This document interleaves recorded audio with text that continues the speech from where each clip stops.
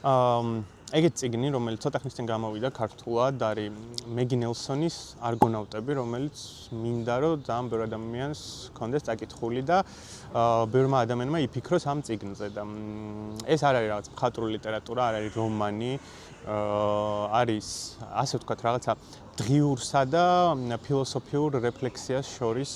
ტექსტი, რომელშიც ავტორი საუბრობს თავის სასიყვარულო ურთიერთობაზე, თავის საყვარელ ავტორებზე, იმ იდეებზე, რომელიც მასთან ერთად არის მუდმივად და ამ ყველაფერზე აკეთებს რეფლექსიას, აანალიზებს ამ ყველაფერს და ძალიან საინტერესო პრიზმაში ატარებს. ერთის მხრივ მეგი ნელსონი, როგორც თავად ქვიარ ადამიანი, ამ ქვიარ სიყვარულზე საუბრობს ძალიან საინტერესოდ და მე ვფიქრობ, ეს ტექსტი ძალიან მნიშვნელოვანია ემპათიის უნარის გასაღვივებლად ადამიანებში, ასევე ძალიან მნიშვნელოვანია იმ კუთხით, რომ ადამიანებს მისცეს იმის ბიძგი, რომ იფიქრონ იმ ყველაფერზე, რასაც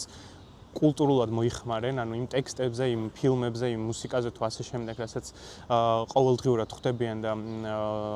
იღებენ და ძალიან მნიშვნელოვანია, რომ ეს ყველაფერი დაუკავშირონ